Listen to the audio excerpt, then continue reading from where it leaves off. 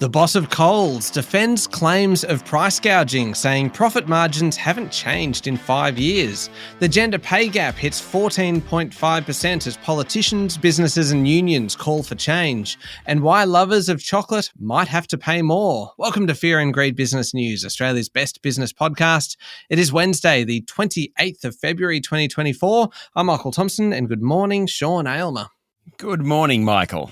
Sean, after the show today, you are speaking with Paul Robson, who is the CEO of MYOB, which is a supporter of this podcast. Yes, why I like talking to MYOB more than anything else is the fact that they just know what's going on with small businesses. They are a data-rich organisation, and what emerges is that small businesses are definitely under pressure. There's a big jump, for example, in small business owners who aren't paying themselves. So we kind of talk about that and what it means for the economy. It's a great chat. Yeah, it certainly is. It's coming up after the show. Well worth a listen this morning. The main story, though, today, Sean, Coles boss Leah Weckert yesterday provided, well, I suppose you'd say, a fairly spirited defence of the supermarket business against allegations of price gouging as she announced a strong start to 2024, stronger, it must be said, than arch rival Woolworths, triggering a 6% jump in the grocer's share price. She defended Australia's grocery sector as being fiercely competitive after the group increased first half sales by nearly 4% to $227 billion. That's how much people spend at Coles every half year. Weckert said Coles employs 120,000 people, supports 8,000 suppliers and pays a very large tax bill. That's before we get to the hundreds of thousands of shareholders. Now, Weckert added that profit actually isn't a bad thing, explaining that Coles makes around $2.60 for every $100 a customer spends, less than 3 cents on the dollar. And that margin has been stable for at least 5 years.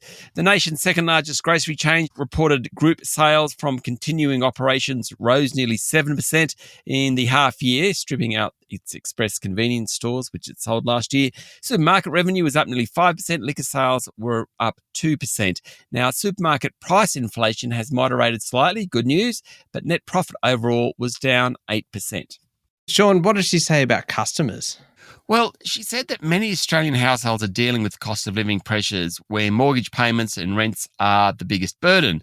As a result, people are looking for better deals. That means cheaper brands, cheaper cuts of meat, buying more bulk products and buying more frozen goods. They're also buying less alcohol. There's also been less shoplifting after Coles increased training and security investment to slow the higher theft rates reported throughout last year. Since October, the theft issue has improved. Weckert said this year so far, supermarket revenue was up nearly 5%, while liquor sales were down more than 2%. That's a pretty good run rate for the first 8 weeks of the year, much, much better than the Woolies run rate reported last week. That was closer to 1.5%, hence the surge in Coles' share price yesterday. Yeah, good day for Coles. What about the rest of the local market? The S&P ASX 200 closed up a touch to 7,663 points, with consumer staples and tech stocks doing well, while utilities and real estate investment trusts were underperformers. The banks were higher. Woolies jumped 1%. WiseTech Global soared 7%. Investment analysts have been upgrading their outlook for WiseTech ever since its result last week. It's trading at an all-time high. It's up about 64% from its most recent low back on November 1 last year. And Sean, dare I ask you, what's happening in international markets? Well, normally at this time in the show, I say not too much going on in commodity markets, and the Aussie dollar is trading just over 65.5 US cents. All that is true. But today, I'm going to spice things up. Very exciting. We're going to look at two different asset classes. One is Bitcoin and one is cocoa. Okay, they don't normally go together, except for the fact that both are on a bit of a run. Bitcoin rose to its highest level in more than 2 years yesterday, climbing above $57,000 a unit, amid growing optimism that investor demand through exchange-traded funds will drive the price of the largest cryptocurrency back to record levels. Bitcoin's price has increased 33% so far in 2024, extending a prolonged rally that also stoked speculative appetite for some of the other smaller tokens, things like Ether and BNB. It last traded, this is Bitcoin, last traded at this level in December 2021. It reached an all-time high of almost $69,000 a unit the month before that. Still a ways to go, but certainly not doing too badly at the moment, Bitcoin. And then there's cocoa. Plenty happening in the cocoa market. And Michael, I know you often think about the cocoa market. Well, I actually do. Well, no, to be fair, I think about chocolate quite a bit. I don't think about the market driving it and the forces that are affecting the cost of that chocolate, but please enlighten me. So cocoa prices are at an historic high, about $6,400 per tonne. That's all about concerns over shortages. Output in West Africa, which supplies about 70% of the world's cocoa requirement, is lower than normal due to poor weather. Now, the two largest producers are the Ivory Coast and Ghana. They're having bad seasons. There's likely to be a substantial deficit in cocoa supplies this year. Not good news for the chocolate lovers amongst us. So who are the chocolate lovers in the world apart from Michael Thompson? Well, Europeans love chocolate most, not surprisingly the Swiss, followed by the Germans, Brits and the Irish. They're talking about 8 kilos per capita per year. It's a fair bit of chocolate. Australians, we're more like about 5 kilos per capita per year. Cocoa's thought to have first been used by the Maya civilization of Central America, yet another reason to appreciate that civilization. And apparently it does have health benefits. Now, I had to look for these, and I wouldn't actually say go and change your diet on the back of this. Okay, chocolate, decreased inflammation, improved heart and brain health, and blood sugar and weight control. Well, that's kind of true one way or another. In Australia, it's a $1.9 billion spend each year, and of course, the upcoming Easter period accounts for the biggest period of sales. About 12% of all chocolate is sold around that Easter period. 5 kilograms eaten by Australians per year. That's probably more than I was expecting. Although, to be fair, like you get one of those kind of, those 1 kilo Easter eggs. You've seen those. Yeah, like for you to eat yeah. that, I mean, you're eating 20% of your yearly chocolate intake in one go. So, I mean, I suppose it makes sense. I don't know how many people actually do that or whether it's just me. Would you go through the whole 1 kilo chocolate yourself, or would you share it? No, you know what I am, Sean. This is shameful. I'm a hoarder of chocolate in that if I get kind of Easter eggs, I will eat them over time. The worst part of it is that Sian hates me doing this. Because she hates to see chocolate go to waste. And at one point, this is so shameful, even admitting this. At one point, it got to about 9 months or 10 months after Easter, and she threw it all out in the bin. And she was so concerned that I was going to kind of revert to like hoarding kind of ways and retrieve it from the bin that she went and sprayed it all in the bin with fly spray so that I wouldn't retrieve it from the bin. Oh, that's magnificent. Go, Sian. When we started this episode today, Sean, I had no idea that I would be divulging that story. The joy of fear and greed. We don't know where we're going to go, ever. You never know where we'll end up. But what we do know is that we'll be back in a moment with the rest of the day's business news.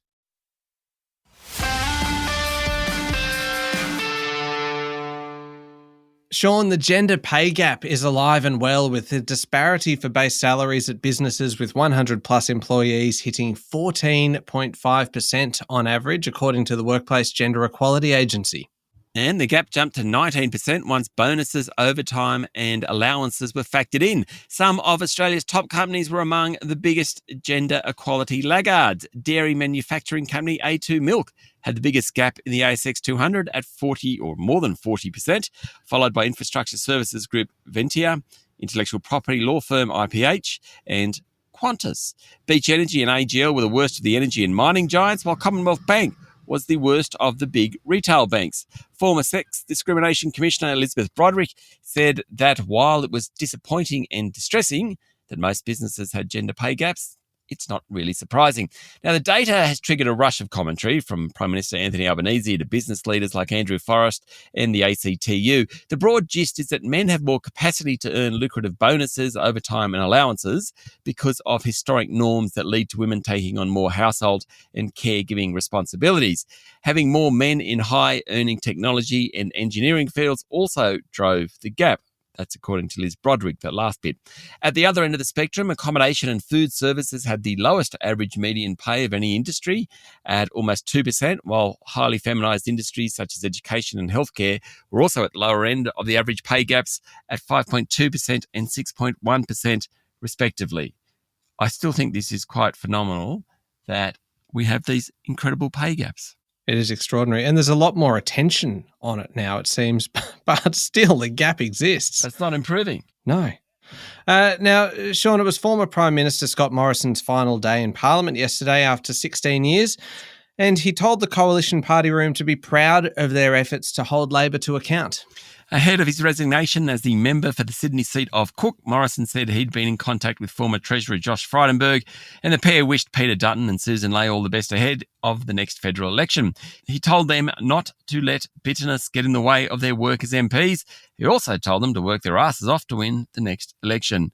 Morrison used his valedictory speech in Parliament to express his thanks and appreciation for those who supported his political career, including his constituents in the electorate of Cook, for electing him to Parliament on 6 successive occasions. Woodside Energy has posted a 37% drop in full-year pre-tax profit to US $3.3 billion on the back of lower oil prices, though the result, Sean, was better than expected. Yes, the bottom line, net profit fell 74% after the oil and gas producer took big write-downs on projects in the US and Western Australia. Woodside Chief Executive Meg O'Neill said significant progress had been made on growth projects, and she highlighted higher dividends to shareholders. The write-offs, which were announced last month, were at the Shenzai oil and gas venture in the Gulf of Mexico and on the company's stake in the Wheatstone LNG project in Western Australia.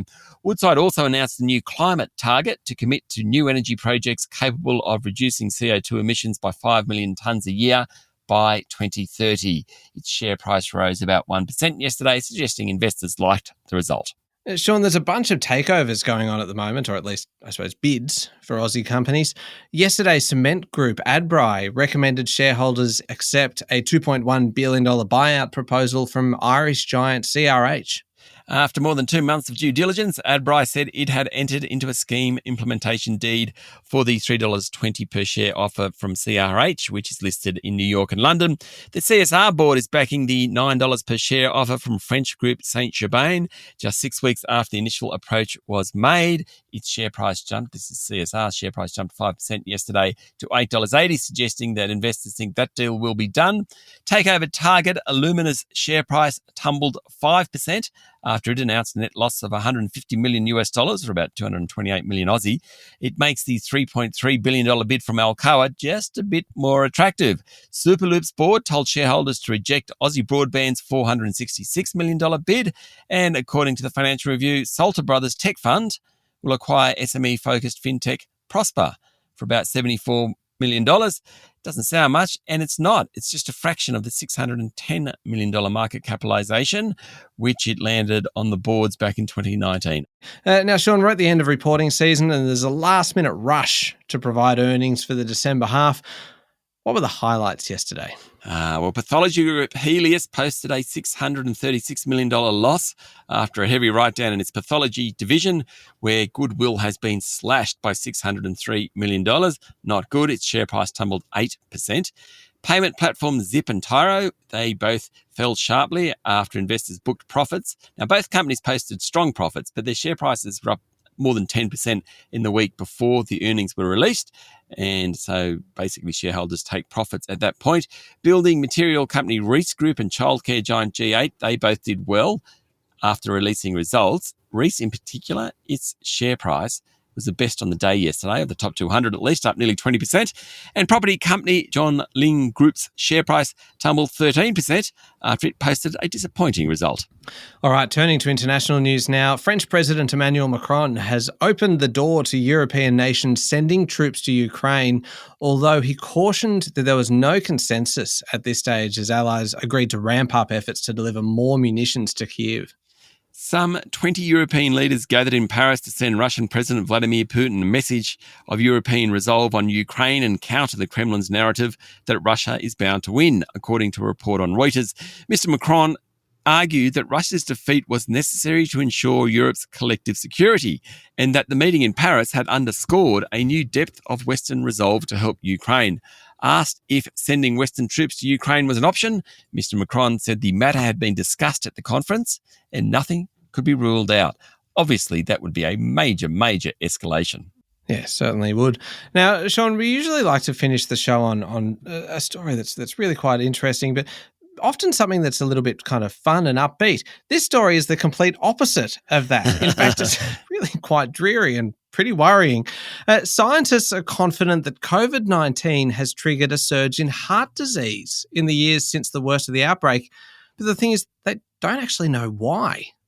Yeah, so from 2020 to 2022, 250,000 more Americans over 35 years old succumbed to cardiovascular disease than predicted based on historical trends, according to Bloomberg analysis of data from the Centers for Disease Control and Prevention.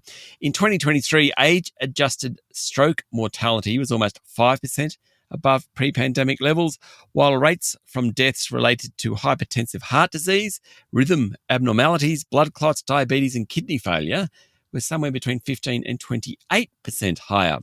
COVID had a muted impact on other common causes of death, such as cancer and Alzheimer's disease, the data shows. Scientists agree the effect of COVID has been profound, but they're just not sure why. It's unclear really how many people died from COVID's cardiovascular complications and how many died because of its indirect consequences, such as disrupted medical care or worsening rates of obesity or high blood pressure, that type of thing. They do need to find out why, though, because obviously we don't want these sorts of mortality rates continuing. All right, there we go. A very serious story to finish on, Sean, and not exactly uplifting. I'll tell you what is uplifting, though, is the Fear and Greed Daily interview with Paul Robson, CEO of MYOB. And I know you mentioned at the top of the show, Sean, that really is kind of talking about a lot of the pressure points for SMEs, but he also talks about there's a bit of optimism there as well. Yes. I mean, the great thing about SMEs, often they're run by entrepreneurs and they are the eternal optimists. And Paul talks a little bit about what they're looking forward to and just the fact that they can kind of keep reinventing themselves in some ways. So part of the interview may not be great news in terms of struggling and sometimes not being able to pay themselves, but there's definitely a note of optimism in it. Yeah, there certainly is. It's well worth a listen. It is up next in the Fear and Greed playlist on your podcast platform or at fearandgreed.com.au. And of course, MYOB is a supporter of Fear and Greed. And if you want a little bit more optimism, Sean, as well, today being Wednesday, of course, there is a new episode of How Do They Afford That out, which is our sister podcast, really focusing on making your money work a little bit harder for you. And I do this podcast with Canna Campbell, who is a financial planner and the founder of Sugar Mama TV, a financial literacy platform. I mention all of that for context because today's episode is all about manifesting March, Sean. So it's all about manifesting. And I know that you would probably be big on manifesting. I don't even know what it is. Well, it is about kind of putting out there, and this is going to sound really out there, right? But it is about almost putting out there into the universe what you want to achieve. And it is not just this idea that if you put it out there, somehow it'll come back around to you. But it's almost kind of if you declare what your financial goals are going to be, if you're actually setting your targets and you're writing them down and you're working towards them, that it's almost a change in mindset, that it is kind of giving you absolute clarity over where you want to go, and it helps you to stay focused on those goals. But really, I do struggle with it a little bit, and I put this to Canna because Canna is someone who is actually very analytical, and she's dealt with numbers, and she's dealt with a lot of clients, and she deals with risk profiles and investments and all of this kind of thing. And I say to her, kind of, how do you kind of reconcile these two sides of yourself, the really kind of analytical side, and then this the moment we hit March and it becomes all about manifesting? I don't really kind of understand that, and it is actually a really interesting episode. I look forward to that. Positive affirmations and stuff like that. Absolutely. And Sean, then you've got like your vision boards and all this kind of, I'm not going to spoil it. Righto. It is worth a listen. Check it out. I'll put a link in today's show notes and you can find How Do They Afford That wherever you listen to podcasts as well. Thank you, Sean. Thank you, Michael. It is Wednesday, the 28th of February, 2024. Make sure you're following the podcast and please join us online on LinkedIn, TikTok, Instagram, X and Facebook. I'm Michael Thompson and that was Fear and Greed Business News. Have a great day.